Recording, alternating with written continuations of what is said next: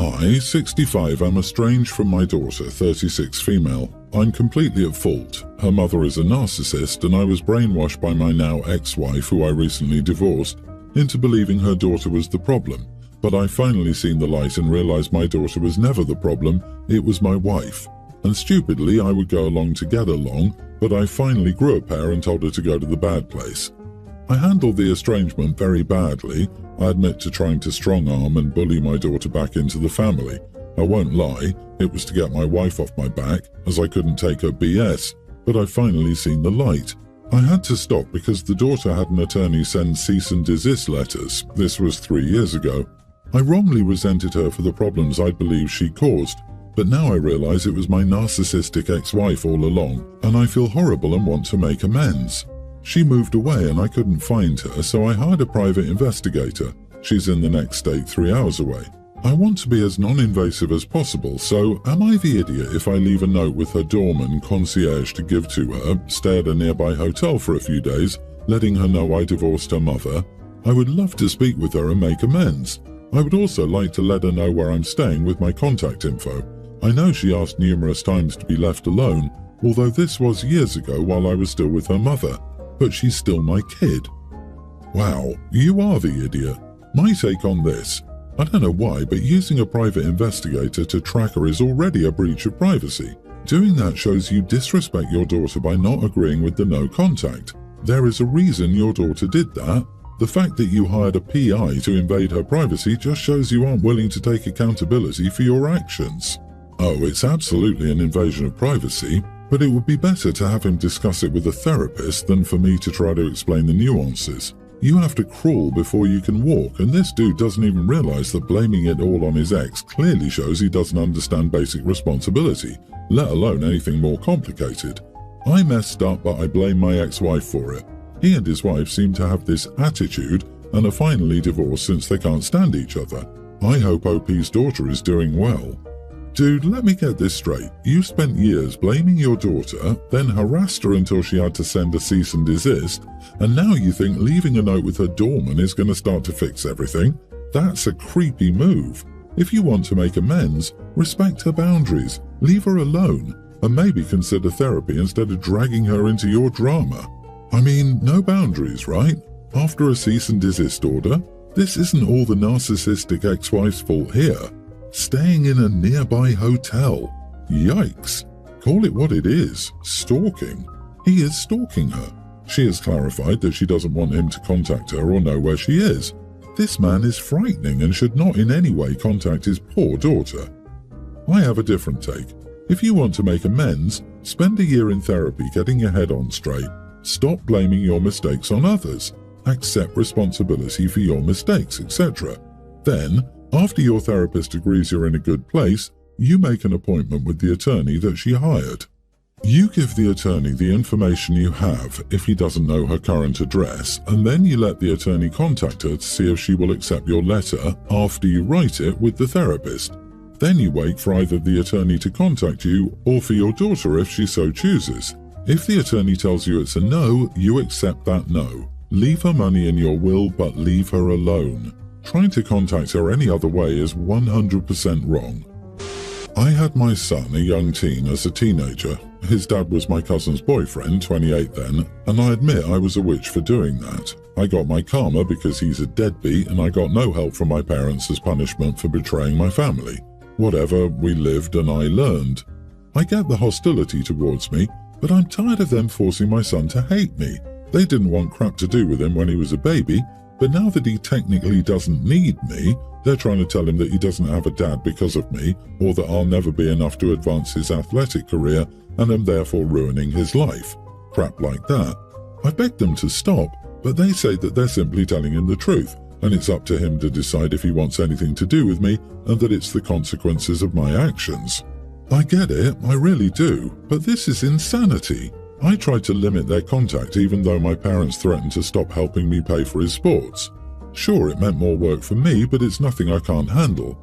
Anyway, it turns out my attempts were in vain because my son was still seeing them behind my back, and I only found out because my son started crying to me because of all the stress that had been building up. He was only still meeting them because my dad promised he'd buy him high-quality sports gear so long as he wouldn't abandon his grandparents. I was furious, so after I put him to sleep, I stormed over to my parents' house, and I admit I lost it a little. I took the high-quality sports gear and threw it at them before telling them that they don't get to hold a decade-long mistake over my head. My mom just said I ruined her relationship with her family and that the consequences I'm facing are nothing compared to the things she had to deal with thanks to me. She kept going on about consequences, while my dad told me to expect harsh consequences from my son for taking his sports equipment.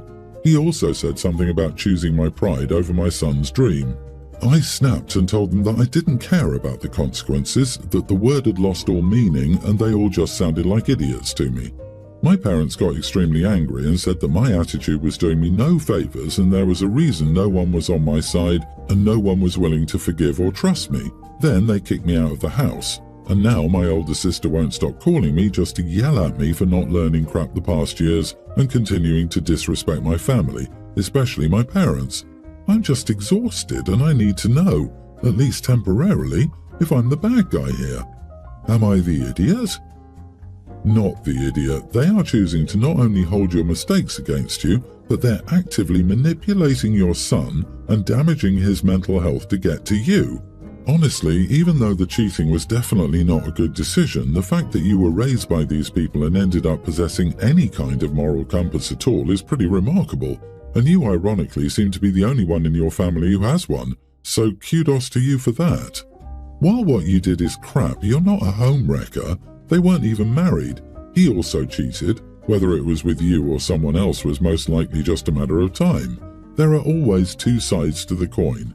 Honestly, I can't get over the fact your family is still punishing you for something that happened when you were a teen.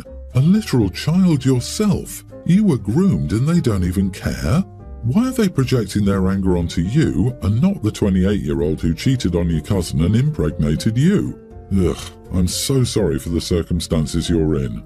Probably best to go low or no contact. Expensive sports equipment be damned.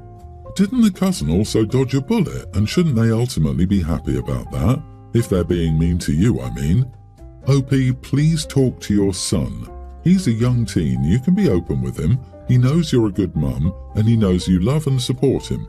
Tell him that you are who you are in spite of those people who shunned you and made life much harder for you both. Your parents are scummy people. I, female 27 and my husband 30, have been together for 7 years and are currently expecting. I'm 27 weeks pregnant, and at the time of this event I was 25 weeks. The other important people in this situation are my younger brother, 23, his girlfriend, 23, and their child, a young male grammar schooler. They're young parents, obviously, and had their baby while they were still in high school. As I mentioned, I'm 27 weeks pregnant, and my doctor has told me I have a high-risk pregnancy due to placenta previa. Because of my condition, I have no choice but to have a scheduled C-section when it's time, and when I found out, this was really upsetting news. I always planned on a natural birth, so it just kind of hit me hard. However, above all else, I want my baby to be healthy, and me, so it is what it is. My other sister-in-law, my husband's sister Carrie, has been really supportive of me and my pregnancy, and we talk a lot. Well, recently there was a family gathering, and of course my husband and I went. I was sitting with Carrie talking about work when my brother's kid came over. He's a young grammar schooler, like I said, and he was interested in my belly. He asked me why I was fat, LOL, and he kept reaching towards my bump. I grabbed my nephew's hands and explained to him that I had a baby in my tummy and that pretty soon he was going to have a baby cousin. It's okay to touch my bump, but just be gentle, especially so because of my previa. I'm supposed to be on bed rest, but obviously I didn't tell this child this. This little idiot, not exaggerating, he's also just horrible, reaches and touches my belly before winding back and punching me. Holy crap, that little kid had some power. Immediately, Carrie and I scolded him and reminded him that 1, he needed to keep his hands to himself, and 2, it was very mean and dangerous to hit my belly. He apologized and then ran off. A few minutes later, his mother, my brother's girlfriend, came up to me and asked me what I told her son. I explained what happened, exactly how it happened. She told me her son was upset because I yelled at him. My internal dialogue was that, yeah, I bet he is because he never gets disciplined in general. He's a spoiled child, and his parents let him do whatever he wants. Externally, I apologized for it, but reminded her that he needed not to hit my tummy or anything else in general. She rolled her eyes and just walked away. About an hour later, my husband and I were getting ready to go, so I stood up and went to say goodbye to my brother. He was standing with his son, and as soon as I was within arm's reach of him, the kid reached out and smacked me in my stomach again. Hard. I doubled over that time, and my husband immediately started to scold the child while making sure I was okay. My brother's girlfriend started to lose her mind about us parenting her kid for her, resulting in my husband getting loud with her about how the kid was a brat and needed it. In turn, my brother and husband had quite a large argument that most of our family witnessed. And now, half of my family is mad at her, and the other half is mad at me. Okay behaviour. I think the parents need to nip it in the bud ASAP. What the heck is wrong with these people? The fact that the nephew did it twice is very disturbing. That kid is very troubled. No one should be hitting pregnant women and or babies. Don't be surprised that he gets into trouble at school for hitting his classmates. I hope your brother does something about his son's behaviour before a stranger does it for him. Prioritizing your high-risk pregnancy is non-negotiable. Your husband's intervention was necessary for your safety. No fault lies with you. My 33 male girlfriend, 28, and I have been together for almost 4 years, but we only began living together just over a year ago. Prior to living together, we were in a long-distance relationship. I used to send her flowers for special occasions, and sometimes just because I wanted to. I often spent a good deal of money on a dozen roses. She was very grateful and would say how it reminded her of me when she looked at them and made her smile. It might be worth noting that she never brought me flowers, but that didn't bother me as it's a bit of a girly thing. No judgment or whatever, but honestly I could care less about flowers. Anyway, now to the issue at hand. Since living together, I haven't brought her flowers. Honestly, I hadn't really thought to because I'm right here in the same flat, so she doesn't need a reminder of me. Well, just before Christmas, she bought a Christmas flower arrangement, which I figured was just part of decorating for Christmas. Early January, she threw it out, and in its place appeared another vase of flowers, which I didn't say anything about because she wasn't working. She's a private school teacher and was off for their Christmas holidays, and I figured she's just bored. But I guess they died, and now there's another vase of flowers in its place. This time, it's a dozen roses. I asked her what was up with the roses, and she said she likes flowers and that as I never buy them anymore, she's decided to get them for herself. I didn't say anything at the time, but this has really got to me questioning her. It seems passive-aggressive to go out and buy roses for yourself just to make a point, identical to the arrangements I brought for her. And now, every time I walk into the kitchen, I'm hit with how crappy a boyfriend she thinks I am. You are the idiot. Holy projection, Batman. Unless your girlfriend is actually complaining about it, calm down and let her buy her pretty flowers. Not everything is about you. If you feel like a crappy boyfriend for not getting her flowers anymore, then you need to do something about it. Don't sit there and convince yourself she's being passive-aggressive.